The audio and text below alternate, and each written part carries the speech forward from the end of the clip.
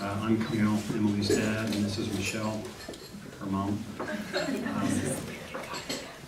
first want to say the meal was great, and thanks to Minglers for bringing that to us.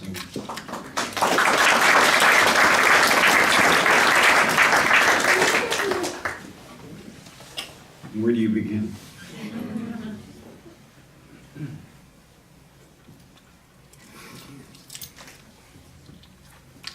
We want to thank you all for coming, and all who helped in preparing everything, and decorating, and the cakes, everything. Emily, looking over at you and sitting beside Nigel, we see a beautiful, caring, confident woman who deeply loves her new husband. Your mother and I love you dearly. I think back at some of the milestones in your life, and the very moment you were born, you were Dad's little girl.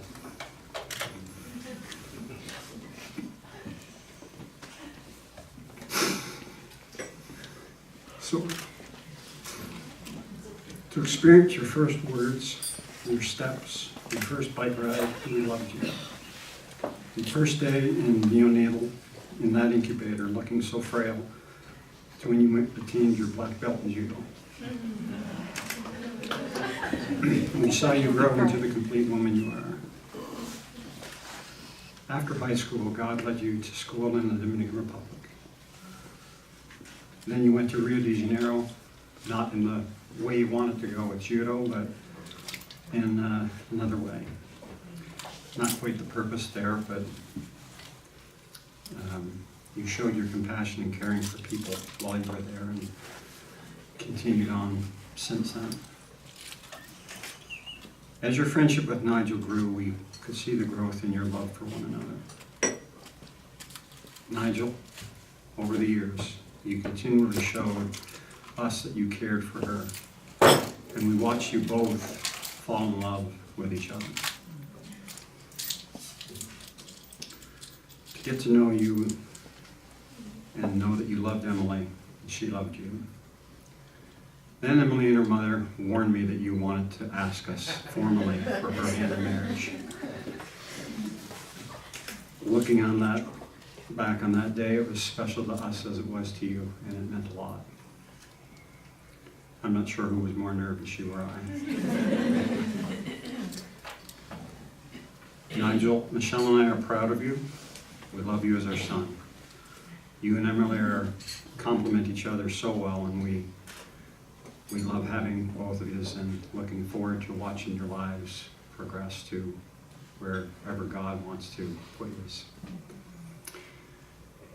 We also want to welcome Michael, Carla, and Rachel into our family.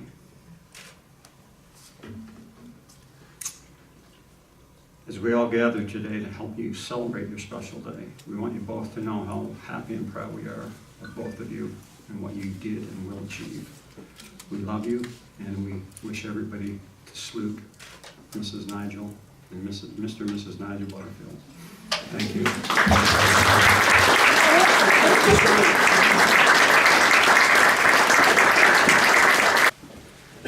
Well, I guess Carla's not coming, that's okay. I didn't write anything down, per se. I thought about many different things I could say about Nigel. I'm not speaking. Oh, Carla's not speaking. She's moving though, she's No moving but not speaking. speaking. All right. So we can add it. Kelly. Anyway, we are grateful for everybody coming, grateful for all the family that traveled very far, thankful that they let Kelly out of jail in Montreal, and that he's gotten to us today. Sorry. I'll do that in French. Anyway. What can we say? I didn't know that Emily was in an incubator in neonatal, so was Nigel, so they have that in common. They both went to the same kindergarten at Garden Creek, which we didn't know about until a few years ago, so they got two things in common we really didn't know about many years ago. Emily and Nigel both served in missions in Bolivia with me over the years, and so Emily has gotten to know how gruff and mean I am, not only in Bolivia but in Canada as well. And we've had, Emily and I have had a few sparks over the years, not too many, no fires, just sparks. And but we're very happy for both of them, for Nigel and for Emily. We're very grateful that they followed the Lord and followed the way that we had taught them many years ago, early on. And we're just grateful for everyone being here. I do have a poem I wrote a few days ago for Nigel, if you'd bear with me so I can read that. It's very short, if I can find it. Here we are. So, listen to my words and mark my time. Do not take them out of reference. This son of mine is now to embark truly on his own to a place only he will know. He will store up the things of time, and in time will ingather these thoughts for a prospect in time. He will see the vision of play on a muddy boy. He will stagger as he wages a price paid for his love.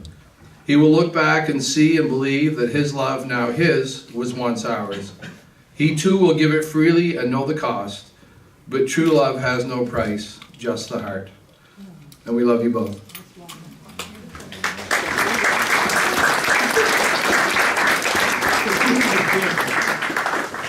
How's everybody doing tonight? Good. Nigel and Emily, thank you guys so much for inviting me and allowing me to be a part of this. I'm really honored. This is such an amazing time for you guys, and we've talked a lot about this. We've discussed for a couple of years now about them getting married, and here we are finally. So let's give a round of applause for them. I'm going to step away from this because I don't like microphones. They make me nervous. I'm really relieved to hear that you didn't write anything, because neither did I. I started to, and then I read it over. I'm like, I don't like this, so I'm just going to wing it. So I have no idea what I'm about to say. Friends, that's really what I want to talk to you guys about. Friendship. I'm in the military. I've been in the military for 10 years. I've had a lot of friends come, a lot of friends go. Some you get really close with, some not so much, but that's okay. Nigel and Emily, they're the best friends I've ever had. They really genuinely are. Every stage since I've met them, they've been there for me. If a kid breaks their arm, I've got 4 kids.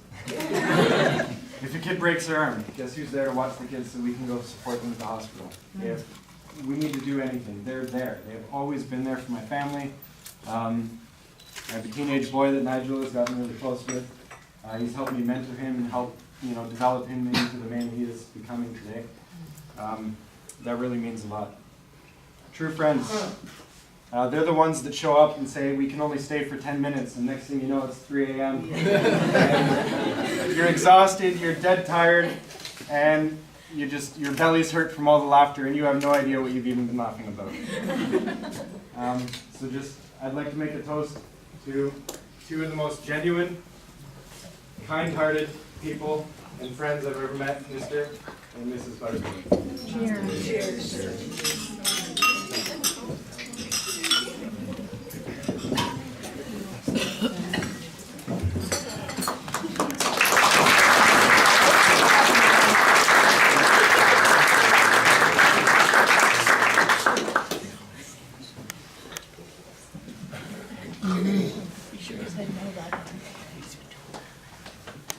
Hi.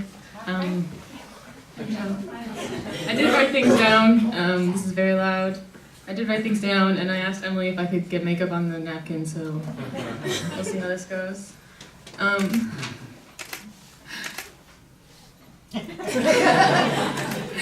those of you who don't know, I am the sister of the group and the best friend of the bride.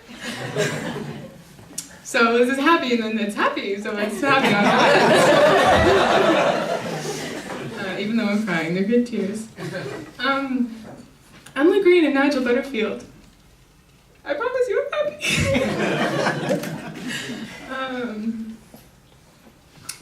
I'm going to tell a story before, so it's not part of the notes, but this morning Emily and I got our makeup done and our hair done, and that was a lot of fun, and we were down here getting ready in the room, and we hear Nigel's voice in the hallway, and he's like, "Girls," and all the girls are like, "Go in!" And I was just like, I just need to see my sister to give Emily a note.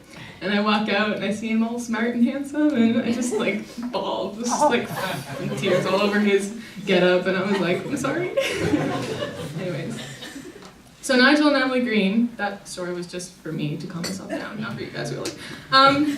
Nigel Butterfield and Emily Green are two very consistent people in my lives. They've been with me through a lot of things, and they're some of my closest friends. They've been a major influence, and before I thank them for that, I'm gonna tell you a little story about the first time I was like, who is that? So, we were at a youth retreat, just like a youth gathering in Moncton. Just a bunch of churches got together, and we had an all-nighter, so we rented out the Moncton, what's it called? Crystal Palace. There we go, thank you. See, always helpful. We rented out Crystal Palace, and it was like 2 a.m, and I was really tired, and I was walking around looking for my brother. You know, you just need your brother, he's safe, and someone to talk to. I was bored, and probably, I don't know. And I was walking around, and then I see him on a bench. He's sitting on a bench with a girl. And I'm like, who is this girl? I've never seen her before. Not someone I knew. So that was the first time I remember like recognizing Emily and being like, I don't know you. And yeah, I was like, I'll be watching you. So you didn't know it, but I was watching you. Making sure you're not a loser. Yeah, and so, where are we? I was like, who is this girl? Well, over the last 4.5 years, 5 years, I've figured out who this, well, still learning, but figuring out who this girl is, and yeah, she's amazing. I approve. That's the first thing I'll say. She's someone I laugh with, someone I travel with, someone I cry with, someone I stay up late talking with. I love this lady a lot. And Nigel, I couldn't have asked you to pick someone better. I didn't ask you, but you picked very well. That'd be rude if I asked you. You picked someone more than I ever could have imagined. Well-rounded, she knows 4 languages. Beautiful, smart, she's a nurse. She's gonna graduate, and she loves the Lord, and yeah, like, job. So that growing up, one of my biggest fears, because I'm really close with my brother, was please don't marry a loser. Like,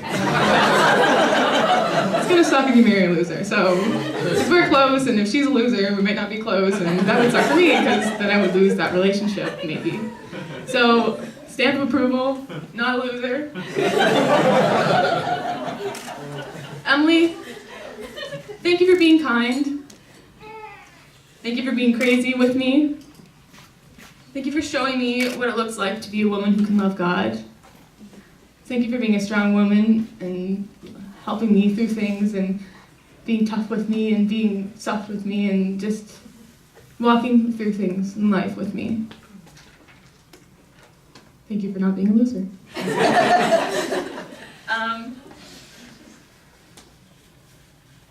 Yeah. I haven't been following my notes, I wrote them down, but so this is basically just off the cuff.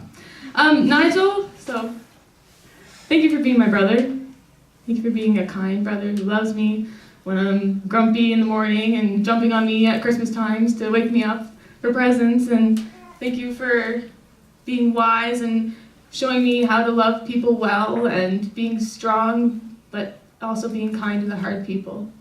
Thank you for teaching me lots and lots of different things. Thank you for teaching me how to use an axe and putting my chain on my bike and showing me how to stagger the Lego bricks so my house is stronger than just putting Lego. I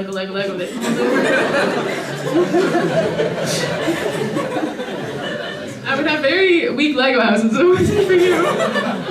We'll figure out how that works in my life now, but thank you for showing me how to build fires and just all the fun things that I wouldn't have gotten to do without you. Well, Dad was there too, but you also, both of you, thank you. And then, most importantly, thank you for being an example in my life of a man who loves the Lord and points me towards Him and teaches me what He's like by how you live and showing me how to love well. And you've just been a consistent person in my life who's been like, Rachel, the Lord loves you, and this is what he's like, and this is what he thinks of you, and he thinks highly of you, and he loves you. And so thank you for showing me more of who God is. And I think that's all I have to say.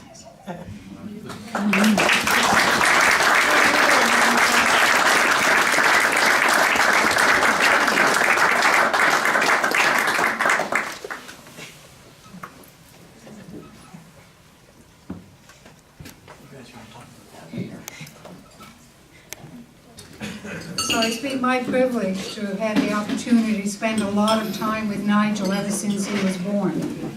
And he's very dear to my heart. The dessert you've just eaten is called a Victoria sandwich, and it was my mother's recipe. And Nigel asked, well, he suggested that having this cake for dessert would be a good thing to do. So I said, well, I'll do them. So that's what we're eating now. And I think of my parents on this day because, in my mind, they're the original Mr. and Mrs. Butterfield. And they would have been so pleased to see Nigel and Emily together. What I say, and I'm 65, is that this young couple have a lot more maturity than I feel that I have on some days, even today. And they certainly have a lot more maturity than I did when I was their age. I'm very proud of both of them. And I really enjoyed getting the opportunity to meet Emily's family and get closer to her mom and dad over this preparations for the wedding. What I really wanted to say is that it takes a village. It takes a village to do so many things. We're surrounded today by intense love. And I can't help but think what a great world this would be if this was the way it was all the time. That we could take this love and dust it, like fairy dust everywhere. And because Carla says that Rachel and Nigel have had so much love poured into them by many, many people.